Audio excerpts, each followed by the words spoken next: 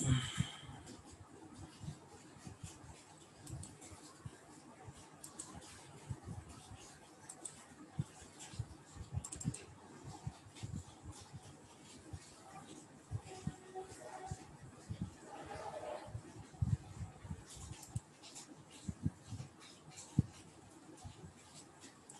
students, welcome to the National University online class. During this pandemic, I feel proud to be the part of this National University online video class lecture as a resource person. Please maintaining the health rules. Finance and Banking বিভাগের 4 বছর মেয়াদী BBA honours কোর্সের course code 212405 course name principles of marketing এর অষ্টম অধ্যায় pricing, understanding and capturing customer value and pricing strategies নিয়ে আলোচনা করব।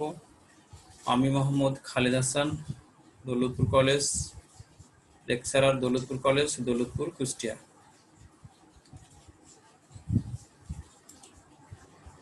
আজকে আমি তোমাদের সামনে যে বিষয়গুলো উপস্থাপন করব সেগুলো একটু জেনে নিই। প্রথমে উপস্থাপন করব what is mean by price, factors to consider when setting price, discuss about the pricing strategies and concept of price change। আমরা বিষয়গুলো ধারাবাহিকভাবে আলোচনা করব। তোমরা সবাই আমার কথাগুলো মনোযোগ সহকারে শুনবে, প্রয়োজনে খাতায় নোট করে নেবে। আমরা এখন শুরু করছি আমাদের আজকের আলোচনা।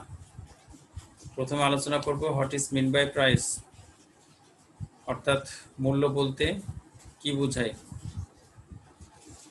আমাদের সকল কর্মকাণ্ডকে ঘিরে মূল্য আবর্তিত। সাধারণত মূল্যকে অর্থ দিয়ে প্রকাশ করা হয়ে থাকে। যেমন আমরা বিভিন্ন সময়ে চাকুরির সুবাদে বিভিন্ন জায়গায় অবস্থানের কারণে ঘর ভাড়া নিয়ে থাকি। ঘর ভাড়া নেওয়ার জন্য ঘরের মালিককে ভাড়া প্রদান করতে হয়। ঠিক একইভাবে পড়াশোনার জন্য বিভিন্ন ধরনের টিউশন ফি প্রদান করে থাকি। ডাক্তারের কাছে চিকিৎসা নিতে গেলে ডাক্তারকে ফি দিয়ে থাকি। এই যে আমরা সেবা নিচ্ছি তার বিনিময়ে তাদেরকে একটি মূল্য প্রদান করছি। এই মূল্যটাকেই আমরা বলছিল প্রাইস। অর্থাৎ কোনো পণ্য ও সেবা গ্রহণের জন্য ভোক্তা যে পরিমাণ অর্থ প্রদান করে তাকে মূল্য বলে। ভোক্তা কোনো সেবা বা পণ্য যখন অন্যের কাছ থেকে গ্রহণ করছে তার বিনিময়ে পণ্য বা সেবার মালিককে যে পরিমাণ অর্থ দিচ্ছে তাকে আমরা বলছিল মূল্য। অন্যভাবে বলা যায় পণ্য ও সেবার মালিকানা গ্রহণ কিংবা ভোগ বা ব্যবহারের জন্য ভোক্তাকে যে পরিমাণ অর্থ প্রদান করতে হয় তাকে মূল্য বলে। মূল্য সম্পর্কে Philip Kotler and Gary Armstrong বলেন, price is the amount of money customers must pay to obtain the product.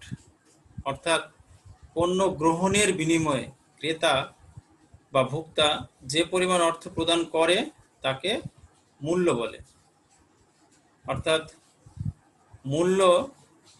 মূল্যর বিনিময়ে পণ্যের মালিকানা অবশ্যই স্থানান্তরিত হতে হবে এবং সব ধরনের প্রতিষ্ঠানই তাদের পণ্য বা সেবার মূল্য আগে থেকেই নির্ধারণ করে থাকে।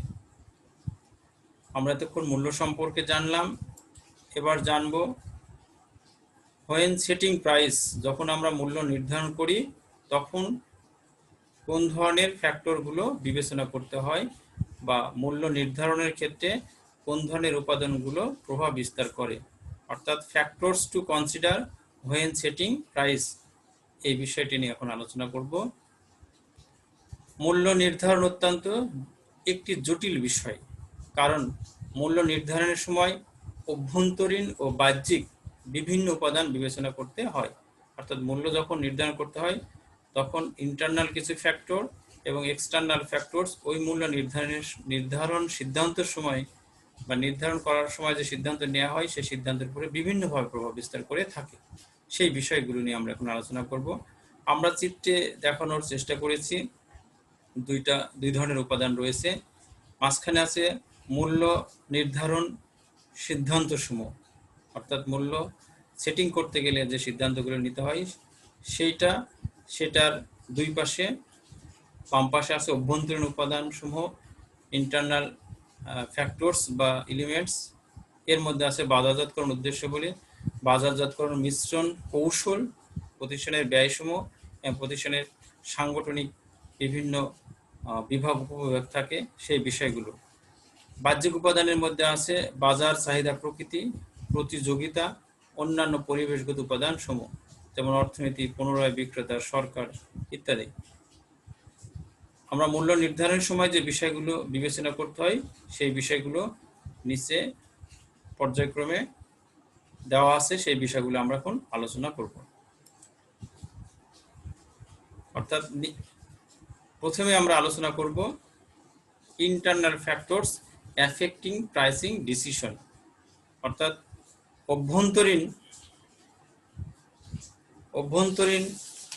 উপাদানগুলো মূল্য নির্ধারণের সময় কিভাবে প্রভাব বিস্তার করে বা মূল্য নির্ধারণ সিদ্ধান্তে প্রভাব বিস্তারকারী অভ্যন্তরীণ উপাদান সমূহ। অভ্যন্তরীণ উপাদানের মধ্যে প্রথম যে উপাদান আছে সেটা হচ্ছে মার্কেটিং অবজেক্টিভস, অর্থাৎ বাজারজাতকরণ উদ্দেশ্যগুলি। প্রতিষ্ঠানের পণ্য উৎপাদন করে বাজারজাতকরণ করার ক্ষেত্রে যে উদ্দেশ্য নির্ধারণ করা হয় সেই উদ্দেশ্যের উপর প্রতিষ্ঠানের ওই পণ্যের মূল্য নির্ধারণ করার ক্ষেত্রে উদ্দেশ্য প্রভাব বিস্তার করে থাকে। প্রতিষ্ঠানের বাজারজাতকরণ উদ্দেশ্যগুলি তার পণ্যের মূল্য নির্ধারণ সিদ্ধান্তকে প্রভাবিত করে। বাজারজাতকরণ উদ্দেশ্যগুলি বিভিন্নতার কারণে বা বাজারজাতকরণ উদ্দেশ্যগুলির ভিন্নতার কারণে মূল্য নির্ধারণ সিদ্ধান্ত ভিন্ন হয়ে থাকে। উদ্দেশ্য যদি ভিন্ন হয় তাহলে মূল্য নির্ধারণের সিদ্ধান্ত ভিন্ন হবে। নিম্নে বিভিন্ন ধরনের বাজারজাতকরণ উদ্দেশ্যগুলি এবং মূল্য নির্ধারণে এই উদ্দেশ্যগুলো কিভাবে প্রভাব বিস্তার করে সেটা আলোচনা বা বর্ণনা করা হয়েছে। প্রথমে আছে সার্ভাইভাল অফ দ্য মার্কেট, অর্থাৎ উদ্দেশ্য যদি হয় টিকে থাকা,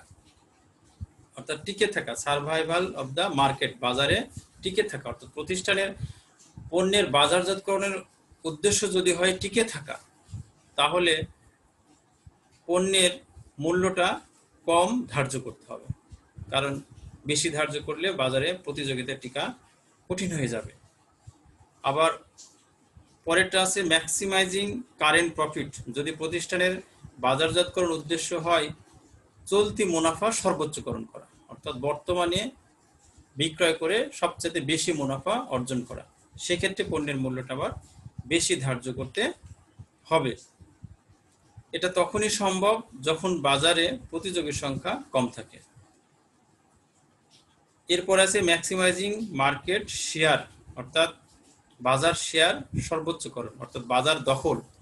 যদি আমরা বাজারটাকে দখলে আনতে চাই বা বাজারে ম্যাক্সিমাম শেয়ার ম্যাক্সিমাম বাজারটা নিজের অধীনে আনতে চাই, তাহলে পণ্যের মূল্য কম ধার্য করতে হবে, অর্থাৎ পণ্যের মূল্য নিম্ন পণ্য মূল্য ধার্য করতে হবে। এটা হয় তখনই যখন প্রতিযোগিতার মাত্রা বেশি এবং ক্রেতারা মূল্য সংবেদনশীল হলে এই কৌশলটা গ্রহণ করে থাকে। এরপর আছে ইনক্রিজিং সেলস ভলিউম, বিক্রয়ের পরিমাণ বৃদ্ধি করা। বিক্রয়ের পরিমাণ তখনই বৃদ্ধি পাবে যখন পণ্যের মূল্যটা তুলনামূলকভাবে কম হয়।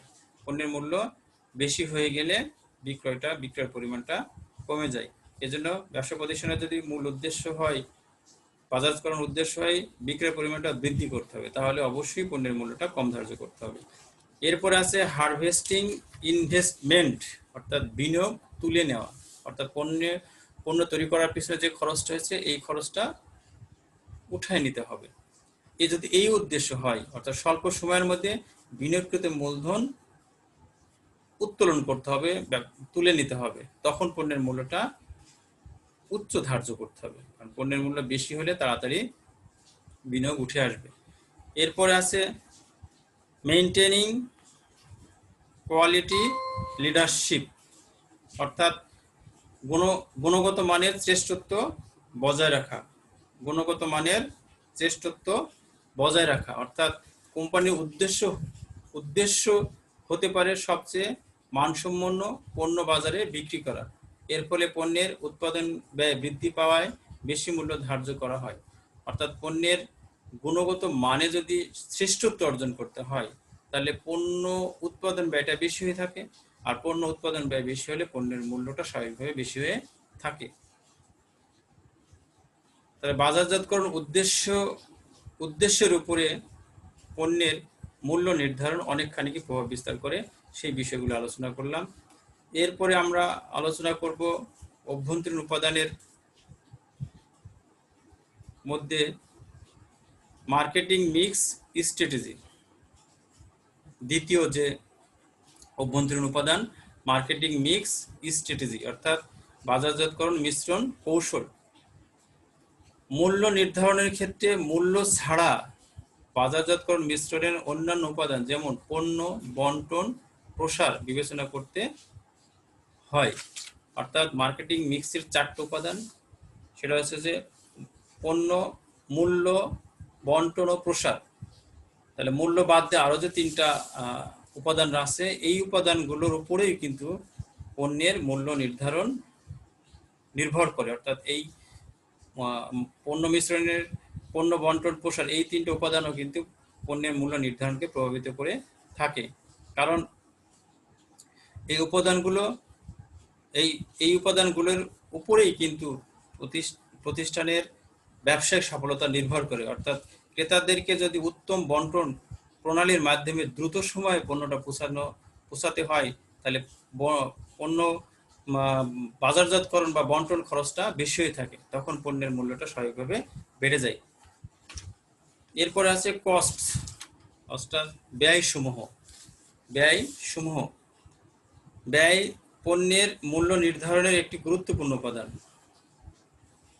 কোম্পানিগুলো সচরাচর উৎপাদন ব্যয়ের সাথে বাজারজাতকরণ ব্যয় বিবেচনা করে বা যোগ করে তার সাথে একটি নির্দিষ্ট পরিমাণ মুনাফা যোগ করে পণ্যের মূল্য নির্ধারণ করে থাকে। তাহলে পণ্যের মূল্য নির্ধারণ করতে গেলে ওই পণ্যের উৎপাদন খরচ এবং মার্কেটিং এক্সপেন্স বাজারজাত খরচ যোগ করতে হবে। যোগ করলে যে মোট উৎপাদন ব্যয় হয়, মোট উৎপাদন ব্যয়ের সাথে কোম্পানির প্রফিট নির্দিষ্ট পরিমাণ একটা পার্সেন্টেজ প্রফিট যোগ করে সেই পণ্যের মূল্যটা নির্ধারণ করা হয়ে থাকে। এখন কোনো কারণে যদি পণ্যের উৎপাদন ব্যয় বেশি হয়ে থাকে তাহলে পণ্যের মূল্যটাও বেশি হয়ে থাকবে। অর্থাৎ উৎপাদন ব্যয় 2 রকম, একটা হচ্ছে স্থায়ী ব্যয়, একটা হচ্ছে পরিবর্তনশীল ব্যয়। তাহলে প্রতিষ্ঠানকে যদি মুনাফা অর্জন করতে হয় এবং পণ্যের মূল্য যদি কম নির্ধারণ করতে হয় তাহলে অবশ্যই কোম্পানিকে ব্যয়গুলো কমাতে হবে। অর্থাৎ উৎপাদনের পরিমাণ বেশি হলে অনেক সময় একক প্রতি উৎপাদন ব্যয় কম হয়। অর্থাৎ টোটাল যে ব্যয় হচ্ছে সেই ব্যয় করে যদি প্রতিষ্ঠানের উৎপাদন আগের চাইতে বেশি হয় তাহলে একক প্রতি উৎপাদন ব্যয় কম হয়। তখন তুলনামূলকভাবে পণ্যটি কম মূল্যে বিক্রি করা যায়। আবার উৎপাদনের পরিমাণ কম হলে একক প্রতি ব্যয়টা বেড়ে যায়, তখন স্বাভাবিকভাবে পণ্যের মূল্যটা বেশি নির্ধারণ করতে হয়। তাই কস্ট বা ব্যয়সমূহ কিন্তু পণ্যের মূল্য নির্ধারণের ক্ষেত্রে গুরুত্বপূর্ণ ভূমিকা পালন করে থাকে। সর্বশেষ অভ্যন্তরীণ উপাদান হলো অর্গানাইজেশনাল কনসিডারেশন, সাংগঠনিক বিবেচনা সমূহ। অর্থাৎ প্রতিষ্ঠানের ভিতরে বিভিন্ন বিভাগ, উপবিভাগ বা কর্মকর্তা কর্মচারী আছে, এদের উপরেও কিন্তু পণ্যের মূল্য নির্ধারণটা নির্ভর করে। যেমন কোম্পানিগুলো বিভিন্নভাবে মূল্য নির্ধারণ করে থাকে, তাই ব্যবস্থাপনাকে সিদ্ধান্ত নিতে হবে কে মূল্য নির্ধারণ করবে। বড় বড় কোম্পানিতে বিভাগীয় বা পণ্য লাইন ব্যবস্থাপকেরা পণ্যের মূল্য নির্ধারণ করে থাকে এবং ছোট ছোট কোম্পানিতে উচ্চ ব্যবস্থাপনা মূল্য নির্ধারণ করে থাকে। আবার কোনো কোনো কোম্পানিতে বিক্রয় ব্যবস্থাপক, উৎপাদক ব্যবস্থাপক, অর্থ ব্যবস্থাপক, হিসাব রক্ষক ইত্যাদি বিভিন্ন বিভাগ মূল্য নির্ধারণে বিভিন্নভাবে প্রভাব বিস্তার করে থাকে। আমরা এতক্ষণ মূল্য নির্ধারণের অভ্যন্তরীণ উপাদানগুলি নিয়ে আলোচনা করলাম। এবার আমরা আলোচনা করব external factors affecting pricing decision, অর্থাৎ মূল্য নির্ধারণে, প্রতিষ্ঠানে মূল্য নির্ধারণে বা মূল্য নির্ধারণ সিদ্ধান্তে প্রভাব বিস্তারকারী বাহ্যিক উপাদান সমূহ। কোনো কোম্পানির মূল্য নির্ধারণ যেমনিভাবে কতগুলো অভ্যন্তরীণ উপাদান দ্বারা প্রভাবিত হয়, তেমনিভাবে কতগুলো বাহ্যিক পরিবেশগত উপাদান দ্বারাও প্রভাবিত হয়, যা নিম্নে আলোচনা করা হলো। প্রথমেই আছে মার্কেট অ্যান্ড ডিমান্ড, বাজার এবং চাহিদা। ব্যয় যেখানে মূল্যের নিম্ন সীমাকে নির্দেশ করে, বাজার ও চাহিদা সেখানে উচ্চ সীমাকে নির্দেশ করে। ভোগ্যপণ্য ও শিল্পপণ্য উভয় পণ্যের ক্রেতারাই পণ্য হতে প্রাপ্ত সুবিধার আলোকে মূল্যকে বিবেচনা করে। তাই মূল্য নির্ধারণের পূর্বে বাজারজাতকারীকে মূল্য ও চাহিদার মধ্যকার সম্পর্ক বিবেচনা করতে হয়, যা নিম্নে বর্ণনা করা হলো। তাহলে এখানে পণ্যের মূল্য এবং চাহিদার মধ্যে যে সম্পর্ক আছে সেই সম্পর্কটা বিবেচনা করে পণ্যের মূল্য নির্ধারণ করতে হবে। প্রথমে যে বিষয়টা মার্কেট অ্যান্ড ডিমান্ড, বাজার এবং চাহিদার মধ্যে আছে, সেটি হলো pricing in different types of market. সাধারণত মার্কেটকে অর্থনীতিবিদরা 4 ভাগে ভাগ করেছে। একটা হচ্ছে pure competition market, monopolist competition market, oligopolist competition market and pure monopoly market. এই 4 ধরনের মার্কেটে পণ্যের মূল্য 4 ধরনের হয়ে থাকে, মানে বিভিন্ন ধরনের মূল্য হয়ে থাকে বাজার ভেদে। প্রথমে আছে পিওর কম্পিটিশন মার্কেট, পূর্ণ প্রতিযোগিতামূলক বাজার। পূর্ণ প্রতিযোগিতামূলক বাজারে অনেক ক্রেতা বিক্রেতা থাকে, অর্থাৎ এখানে ক্রেতার সংখ্যা অনেক, বিক্রেতার সংখ্যা অনেক, এবং এই বাজারে সমজাতীয় পণ্য ক্রয় বিক্রয় করা হয়। এ বাজারে পণ্যের মূল্য সর্বত্র একই থাকে, তাই কোনো বিক্রেতা পণ্য ও মূল্যের উপর প্রভাব বিস্তার করতে পারে না, অর্থাৎ ইচ্ছামতো পণ্যের মূল্য বাড়ানো বা কমানো যায় না। পূর্ণ প্রতিযোগিতামূলক বাজারে পণ্যের মূল্যটা নির্ভর করে বাজারের উপরে, অর্থাৎ বাজারের চাহিদার উপরে। এরপর আছে মনোপলিস্ট কম্পিটিশন মার্কেট, অর্থাৎ একচেটিয়া প্রতিযোগিতামূলক বাজার। একচেটিয়া প্রতিযোগিতামূলক বাজারে অনেক ক্রেতা বিক্রেতা থাকে এবং তারা একক মূল্যের পরিবর্তে একটি মূল্য পরিশোধের মধ্যে পণ্য ক্রয় বিক্রয় করে থাকে। অর্থাৎ একচেটিয়া প্রতিযোগিতামূলক বাজারে পূর্ণ প্রতিযোগিতামূলক বাজারের মতো ক্রেতা বিক্রেতা থাকে, কিন্তু পূর্ণ প্রতিযোগিতামূলক বাজারে পণ্যের মূল্যটা ইচ্ছামতো ওঠানামা করে, কিন্তু একচেটিয়া প্রতিযোগিতামূলক বাজারে পণ্যের মূল্যটা একটা নির্দিষ্ট পরিসর নির্ণয় করা থাকে, তার মধ্যেই মূল্যটা ওঠানামা করে বা সেই মূল্যে পণ্যটি ক্রয় বিক্রয় হয়ে থাকে। অর্থাৎ প্রত্যেক প্রতিযোগী কোম্পানি থেকে গুণগত মান, বৈশিষ্ট্য, স্টাইল কিংবা প্রদত্ত সেবায় কিছুটা পার্থক্য রেখে স্বতন্ত্রভাবে পণ্য মূল্য নির্ধারণ করে থাকে। এরপরে আছে অলিগোপলিস্ট কম্পিটিশন মার্কেট, অর্থাৎ অলিগোপলি প্রতিযোগিতামূলক বাজার। অলিগোপলি প্রতিযোগিতামূলক বাজারে কয়েকজন বিক্রেতা থাকে, অর্থাৎ 2-এর অধিক জন বিক্রেতা থাকে, যারা প্রত্যেকেই একে অপরের মূল্য নির্ধারণ এবং বাজারজাতকরণ কৌশলের প্রতি অত্যন্ত সংবেদনশীল। এদের প্রত্যেকে স্বতন্ত্র মূল্য নির্ধারণ কৌশল অবলম্বন করে এবং প্রতিযোগীদের কৌশল সতর্কতার সাথে বিবেচনা করে নিজের পণ্যের মূল্য নির্ধারণ করে। পণ্যের মূল্য নির্ধারণ করতে গেলে প্রতিযোগীদের পণ্যের অবস্থান সেটা বিবেচনা রেখেই পণ্যের মূল্য নির্ধারণ করা হয়ে থাকে। সর্বশেষে যেটা আছে পিওর মনোপলি মার্কেট, অর্থাৎ পূর্ণ একচেটিয়া বাজার। পূর্ণ একচেটিয়া বাজারে একজন মাত্র বিক্রেতা থাকে এবং ক্রেতা অনেক থাকে, কিন্তু বিক্রেতা থাকে একজন। বিক্রেতা তার ইচ্ছা অনুযায়ী মূল্য নির্ধারণ করে এবং ক্রেতারা ওই নির্ধারিত মূল্যে পণ্যটি ক্রয় করতে বাধ্য থাকে। অর্থাৎ যেহেতু বিক্রেতা একজন, ক্রেতা অনেক, তাই ইচ্ছামতো পণ্যের মূল্য নির্ধারণ করা যায়। ইচ্ছামতো পণ্যের মূল্য বাড়ানো যায় এবং ইচ্ছামতো কমানো যায়। বাজার এবং চাহিদার দ্বিতীয় উপাদান হলো consumer perception of price and value, value ও মূল্য সম্পর্কে ভোক্তার উপলব্ধি। ভোক্তারা পণ্যের ভ্যালুর তুলনায় মূল্যকে কতটুকু সঠিক বলে উপলব্ধি করে তা বিবেচনা করে বাজারজাতকারীকে মূল্য নির্ধারণ করতে হয়। অর্থাৎ ভোক্তার কাছে পণ্যটি কতটুকু ভ্যালুয়েবল, কতটুকু গুরুত্ব বহন করে তার উপরে পণ্যের মূল্যটা নির্ভর করে। অর্থাৎ ভোক্তার কাছে যদি পণ্যটি বেশি ভ্যালুয়েবল হয় তাহলে পণ্যের মূল্যটা বেশি নির্ধারণ করা হয়, এবং ভোক্তার কাছে পণ্যটি যদি কম ভ্যালুয়েবল হয় তাহলে পণ্যের মূল্য কম নির্ধারণ করা হয়ে থাকে বা নিম্ন মূল্য নির্ধারণ করা হয়ে থাকে। এরপরে আছে analysing the price and demand relationship, মূল্য ও চাহিদার সম্পর্ক বিশ্লেষণ। এটি একটি গুরুত্বপূর্ণ উপাদান পণ্যের মূল্য নির্ধারণের ক্ষেত্রে। কোনো পণ্যের বিভিন্ন মূল্য স্তরে চাহিদার পরিমাণ বিভিন্ন হয়। অর্থাৎ পণ্যের মূল্য একরকম হলে চাহিদা অন্যরকম হবে। অর্থাৎ পণ্যের মূল্যের উপরে চাহিদাটা নির্ভর করে।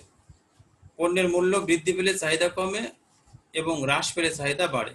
তাহলে মূল্যই কিন্তু বা চাহিদায় মূল্যের প্রতি প্রভাব ফেলে এবং মূল্য আবার অনেক সময় চাহিদার প্রতি প্রভাব ফেলে। তাই বাজারজাতকারীকে পণ্যের মূল্য নির্ধারণের সময় পণ্যের মূল্য ও চাহিদার মধ্যে সম্পর্ক কিরকম আছে সেটা বিবেচনা করেই পণ্যের মূল্য নির্ধারণ করতে হবে। অনেক সময় চাহিদা বেশি থাকলে পণ্য মূল্য বেশি নির্ধারণ করা হয়ে থাকে, আবার চাহিদা কম হলে পণ্যের মূল্য কম নির্ধারণ করা হয়ে থাকে। এরপর আছে বাহ্যিক উপাদানের দ্বিতীয় উপাদান, সেটা হচ্ছে competitors cost price and offers. অর্থাৎ প্রতিযোগীদের ব্যয়, মূল্য ও অর্পণ। মূল্য নির্ধারণের সময় বাজারজাতকারীকে প্রতিযোগীদের ব্যয়, মূল্য ও অর্পণ এবং বাজারজাতকারীর পণ্যের মূল্যের প্রতি প্রতিযোগীদের প্রতিক্রিয়া কেমন তা বিবেচনা করতে হয়। অর্থাৎ বাজারজাতকারীকে প্রতিযোগীদের উৎপাদন ব্যয় সম্পর্কে জানতে হবে, কারণ সমজাতীয় পণ্য উৎপাদনে প্রতিযোগীদের তুলনায় উৎপাদন ব্যয় কম হলে তখনই বাজারজাতকারী কেবল মূল্য নির্ধারণের ক্ষেত্রে সুবিধাজনক অবস্থানে থাকতে পারবে। তাই কস্ট বা প্রতিযোগীদের উৎপাদিত পণ্যের ব্যয় কিরকম, তারা কিরকম পণ্য নির্ভর করছে এবং তাদের অফারটা কি, অর্পণটা কি, পণ্যের গুণগত মান কিরকম তা সেটাও বিবেচনা রাখতে হবে বা সেই দিকে দৃষ্টি দিতে হবে। যদি সঠিকভাবে প্রতিযোগিতার অবস্থান সম্বন্ধে জানা যায় তাহলে নিজের পণ্যের মূল্যটা সুবিধাজনক অবস্থানে নির্ধারণ করা সহজ হয়। এরপর আছে আদার এক্সটার্নাল ফ্যাক্টরস, অর্থাৎ বাহ্যিক উপাদানের সর্বশেষ উপাদান অন্যান্য বাহ্যিক উপাদান। মূল্য নির্ধারণের সময় কোম্পানিকে বাহ্যিক পরিবেশের আরো বিভিন্ন উপাদান বিবেচনা করতে হয়। এই উপাদানগুলো নিম্নরূপ। প্রথম আছে ইকোনমিক কন্ডিশন, মানে অর্থনৈতিক অবস্থা। দেশের অর্থনৈতিক অবস্থা ভালো হলে মানুষ বেশি বেশি পণ্য ক্রয় করে। ইকোনমিক কন্ডিশন শুধু দেশের না, ভোক্তার যদি পার্চেজিং পাওয়ারটা বা অর্থনৈতিক অবস্থাটা ভালো হয় তাহলে কিন্তু সে বেশি বেশি পণ্য ক্রয় করে থাকে, আর বেশি বেশি পণ্য ক্রয় করলে পণ্যের মূল্যটা বেশি ধার্য করা যায়। আবার অর্থনৈতিক অবস্থা যদি খারাপ হয় তাহলে পণ্যের মূল্য কম ধার্য করতে হয়। এরপর আছে রিসেলার রিয়াকশন, পুনরায় বিক্রেতার প্রতিক্রিয়া। রিসেলার রিয়াকশন অর্থাৎ রিসেলার বা পুনরায় বিক্রেতা হচ্ছে তারাই যারা ভোগের জন্য পণ্যটা ক্রয় না করে পুনরায় বিক্রয়ের জন্য পণ্যটা ক্রয় করে। তাহলে পুনরায় বিক্রয় করে যাতে যাদের লাভ হয় বা তারা যদি কমিশন পায়, সেই লাভের অর্থাৎ রিসেলারদের লাভ বা সেই পণ্যটা বিক্রয় করে যাতে তারা একটু কমিশন পায়, সেই বিষয়টাকে দৃষ্টি দিয়েই পণ্যের মূল্য নির্ধারণ করতে হবে। কারণ এমনভাবে পণ্যের মূল্য নির্ধারণ করা হলো রিসেলাররা পণ্যটি খুচরা বাজারে বিক্রয় করে লাভ করতে পারছে না, তখন বিক্রয়ের পরিমাণটা প্রতিষ্ঠানের কমে যাবে। এই দিকটার প্রতিও খেয়াল রাখতে হবে। এরপর আছে গভর্নমেন্ট, সরকার। পণ্যের মূল্য নির্ধারণের সময় সরকারকে বিবেচনায় রাখতে হবে, কারণ সরকার বিভিন্ন সময় বিভিন্ন ধরনের সরকারের আইন কানুন অধ্যাদেশ বা বিভিন্ন ধরনের রেস্ট্রিকশন বিধিনিষেধ বা রুলস রেগুলেশন জারি করে যা পণ্যের মূল্য নির্ধারণে প্রভাব বিস্তার করে থাকে। সর্বশেষে যে জিনিসটা আছে সেটা সোশিয়াল রিয়াকশন, সোশিয়াল রিয়াকশন, অর্থাৎ মূল্য নির্ধারণের সময় সামাজিক বিষয়কে বিবেচনা করতে হবে, কারণ সামাজিক স্বার্থ দ্বারা প্রতিষ্ঠানের বিক্রয়, বাজার শেয়ার, মুনাফা প্রভাবিত হয়। অর্থাৎ সোশ্যাল রেসপন্সিবিলিটি, সামাজিক দায়বদ্ধতা যে বিষয়গুলো আছে, অর্থাৎ সামাজিক জনকল্যাণমূলক যে কাজগুলো আছে, সেই কাজগুলোকে সামনে রেখেই বা প্রতিষ্ঠানের মূল্যটা এমনভাবে নির্ধারণ করতে হবে যাতে সমাজের অন্যান্য জনগোষ্ঠীও পণ্যটা ব্যবহার করে উপকার পেয়ে থাকে।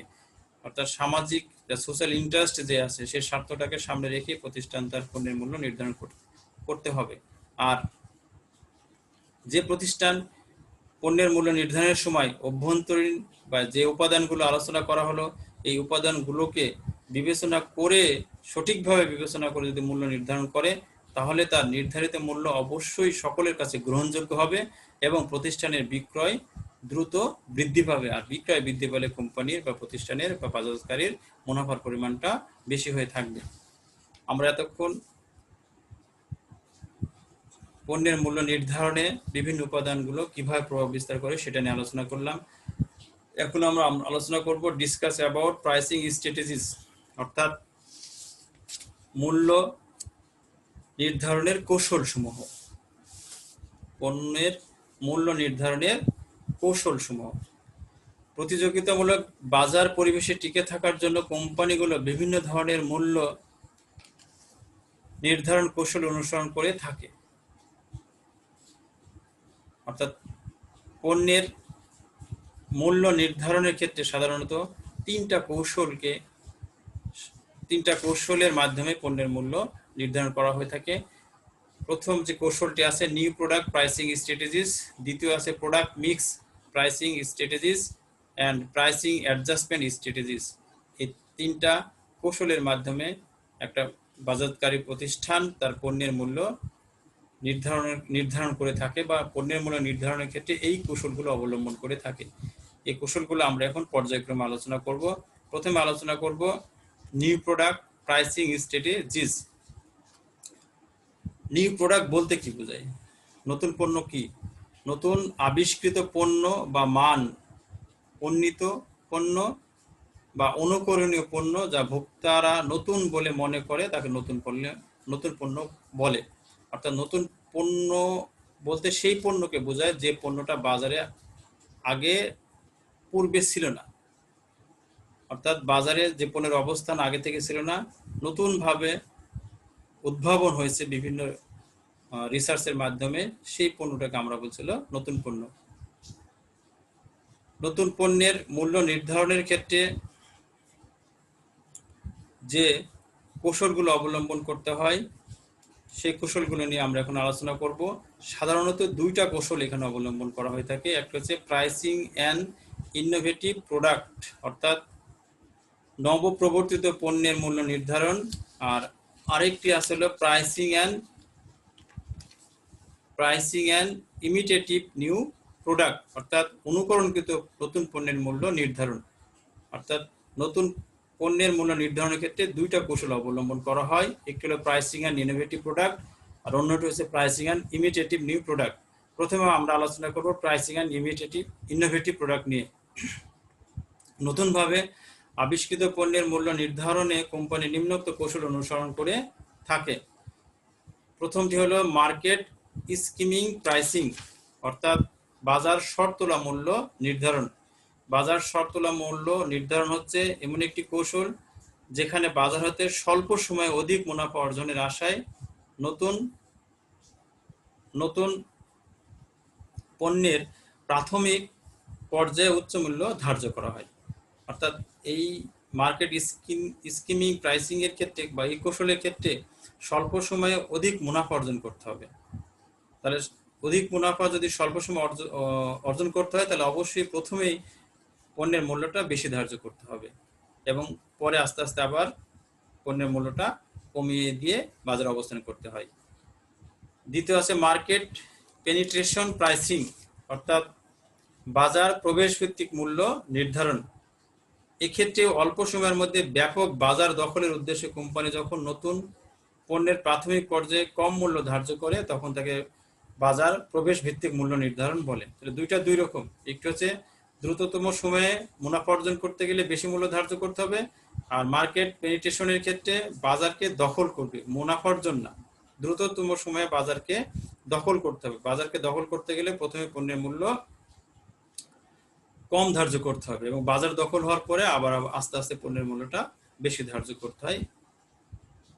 এইভাবে প্রাইসিং অ্যান্ড ইনোভেটিভ প্রোডাক্টের ক্ষেত্রে, নতুন পণ্য মূল্য নির্ধারণের ক্ষেত্রে এই দুটো কৌশল অবলম্বন করা হয়ে থাকে। এরপর আছে প্রাইসিং অ্যান্ড ইমিটেটিভ নিউ প্রোডাক্ট, অর্থাৎ অনুকরণকৃত নতুন পণ্যের মূল্য নির্ধারণ। অন্য কোনো কোম্পানির পণ্যের অনুকরণে উৎপাদিত পণ্যকে অনুকরণকৃত পণ্য বলে। অর্থাৎ অনুকরণকৃত পণ্য হচ্ছে যে অন্য কোম্পানি যেভাবে পণ্য উৎপাদন করছে তাদের অনুকরণে নতুন করে একটা পণ্য উৎপাদন করা। নিম্নে অনুকরণকৃত নতুন পণ্যের ক্ষেত্রে সম্ভাব্য 4 ধরনের অবস্থান গ্রহণ কৌশল বর্ণনা করা হলো। প্রথমে আছে প্রিমিয়াম প্রাইসিং স্ট্র্যাটেজি, অর্থাৎ উচ্চ মূল্য নির্ধারণ কৌশল। এই কৌশলের আওতায় পণ্যের মানটা হয়ে থাকে উচ্চ এবং স্বাভাবিকভাবে পণ্যের মূল্যটা উচ্চ নির্ধারণ করা হয়ে থাকে, বেশি নির্ধারণ করা হয়ে থাকে। এবং ওভার চার্জিং প্রাইসিং স্ট্র্যাটেজির ক্ষেত্রে পণ্যের অতিরিক্ত মূল্য নির্ধারণ কৌশলের ক্ষেত্রে পণ্যের মানটা উচ্চ থাকে, পণ্যের মানটা নিম্ন থাকে কিন্তু মূল্যটা বেশি হয়ে থাকে, ওভার হয়ে থাকে। ওভার চার্জিং প্রাইসিং স্ট্র্যাটেজির ক্ষেত্রে পণ্যের মান হয়ে যাবে নিম্ন, কোয়ালিটি হবে নিম্ন, কিন্তু পণ্যের মূল্যটা বেশি ধার্য করা হয়ে থাকে। এরপরে আছে গুড ভ্যালু প্রাইসিং স্ট্র্যাটেজি, অর্থাৎ উত্তম ভ্যালু মূল্য নির্ধারণ কৌশল। উত্তম ভ্যালু মূল্য নির্ধারণ কৌশলের ক্ষেত্রে উত্তম সেহেতু পণ্যের মানটাও সবচেয়ে বেশি হবে এবং পণ্যের মূল্যটাও বেশি হবে।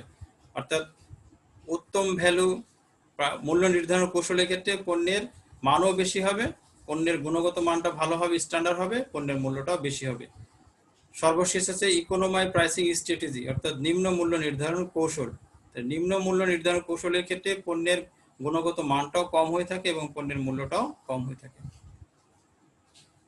এরপর আমরা আলোচনা করব দ্বিতীয় কৌশল নিয়ে, অর্থাৎ পণ্যের মূল্য নির্ধারণের যে দ্বিতীয় কৌশল আছে স্ট্র্যাটেজি, সেটা হচ্ছে প্রোডাক্ট মিক্স প্রাইসিং স্ট্র্যাটেজি। কোনো কোম্পানির যতগুলো পণ্য উৎপাদন ও বাজারজাতকরণ করে তার সমষ্টিকে পণ্য মিশ্রণ বলে।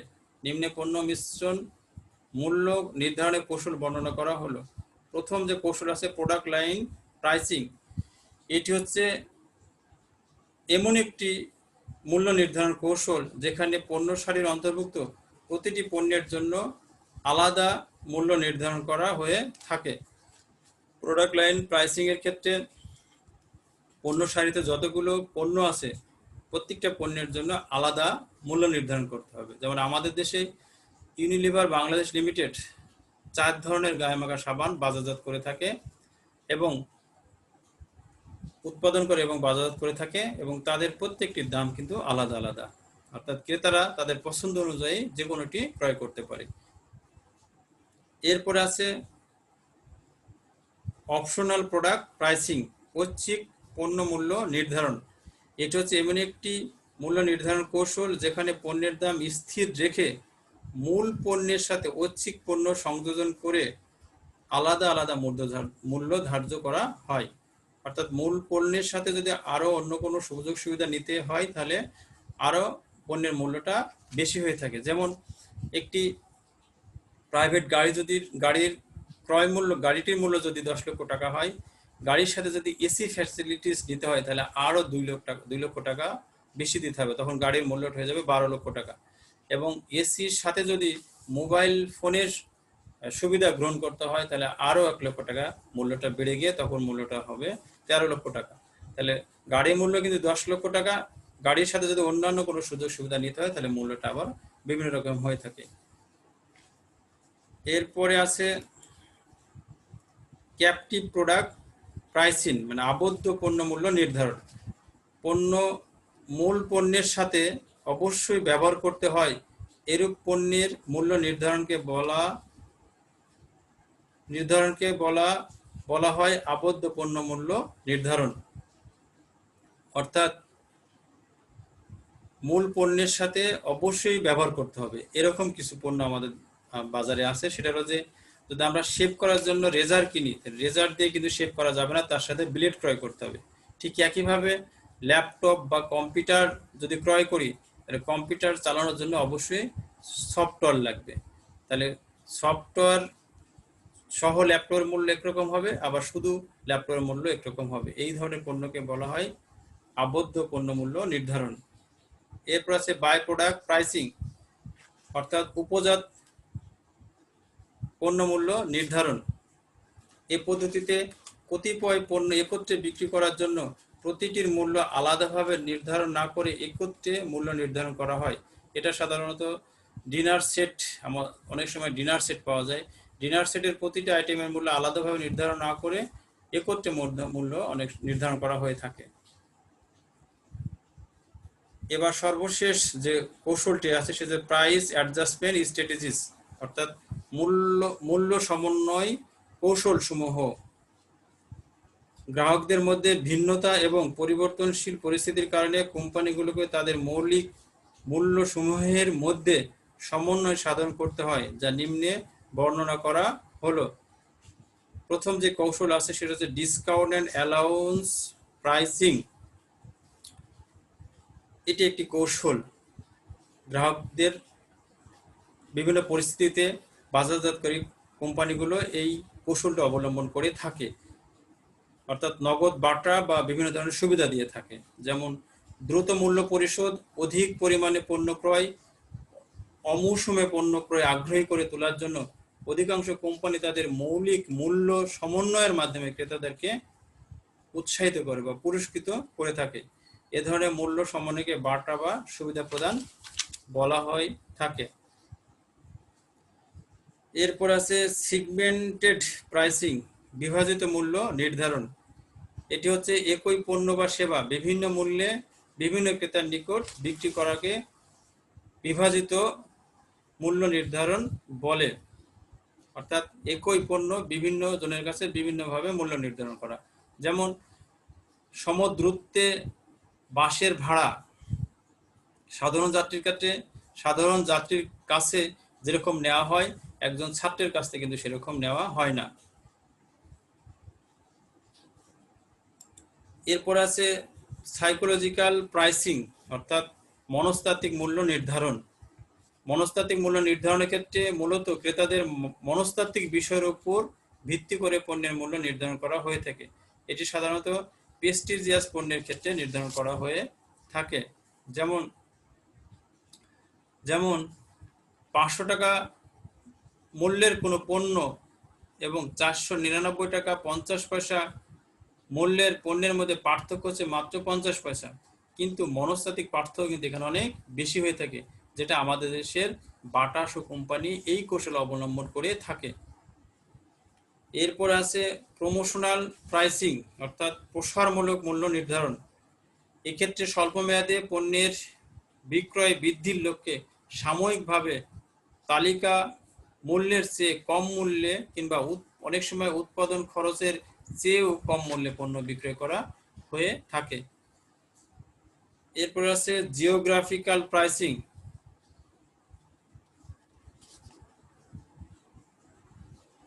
তারপর আছে ডাইনামিক প্রাইসিং, এগুলো পণ্যের মূল্য নির্ধারণে প্রভাব বিস্তার করে থাকে।